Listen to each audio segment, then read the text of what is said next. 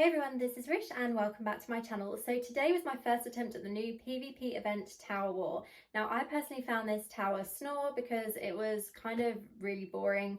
I was quite lucky with my first match. Whether it was against bots or not, I do not know. You will have to tell me that in the comments because I don't seem to be able to spot them. However, I know a lot of people have been struggling with this PvP event because when it first launched it was generally all whale matches, and obviously if you're low resonance or free to play, it's pretty much impossible against these high resonance whales in any kind of PvP stance. So let's see how this battle went. Now I will start off by saying that this took about 5 minutes to matchmake me, and that is why I'm kind of skeptical that this was actually bots. I do think that it was probably real players just because it simply took so long to matchmake.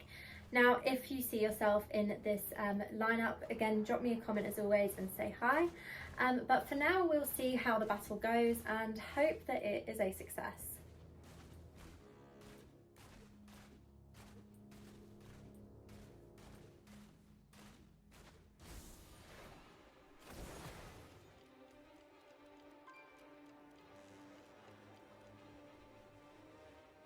Now obviously with Tower War, as I said, it is pretty much the exact same as a Cursed Towers PvP. So the first thing that you do is you look to take control of those effigies. So I managed to take the front effigy first, and then myself and my team members were running towards the next one. Now you can see there was a little bit of lag already, which generally happens in all of the PvP stances in Diablo Immortal, I find, but that didn't happen too much in this battle. So when we got to the second FG, there was obviously a lot of the enemy team already there, so we had to try and defeat these guys before we could then take control of the next one. Now with the Tower War, as I said, it is pretty much the exact same. I know I've said that like 3 times already, but you can see on the sidebar here, just above my head, the most important thing is that the team that gets to 1,500 points wins. So to get those points, you can take control of the effigies, you can defeat the enemy team members, and lastly, you want to actually kill the Ancestral Guardian once they're awakened. So the Ancestral Guardian will awaken once one of the team reaches 1,000 points. So whether that is your team or the enemy team, that basically 1,000 points, they will be activated and you will have time to defeat them.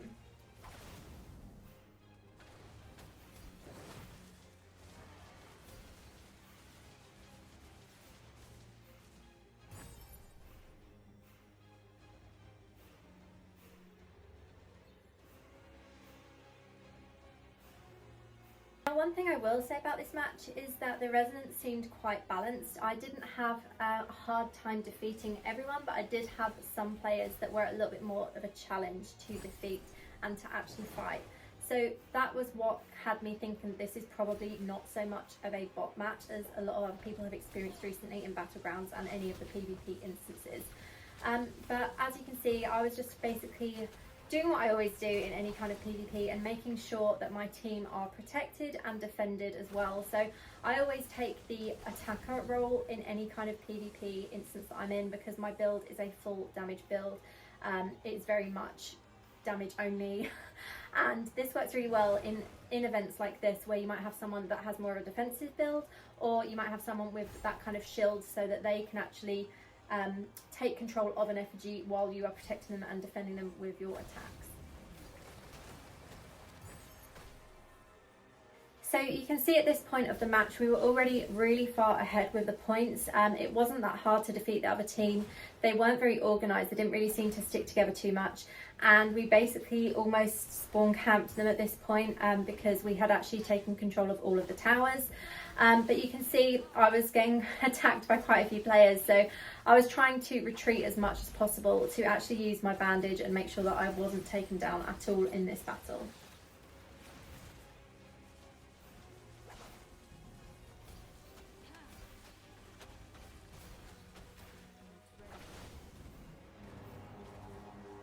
So at this point, as I was bandaging, the Guardian had been activated and there was only one player from the whole battle that was actually there at the Guardian already. So I was heading that way as well to make sure that we could take it before the enemy team got a chance to. So you can see here, this is where we got to the Guardian and we were already pretty much at winning with our points, and that was it, we won the battle. Now, I did have one more go after this to see if it was unbalanced or to see if I could try and determine if there were any bots in the match. Obviously with this one I had the top score because I had the most kills and no deaths at all. I also took 2 towers, which was more than my other teammates as well. But let's just take a quick look at how the other battle went.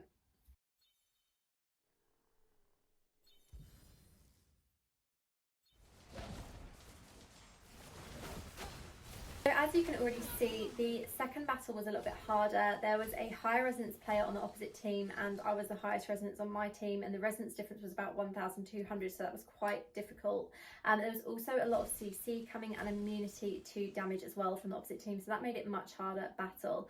The battle actually lasted longer, which was a little bit more fun.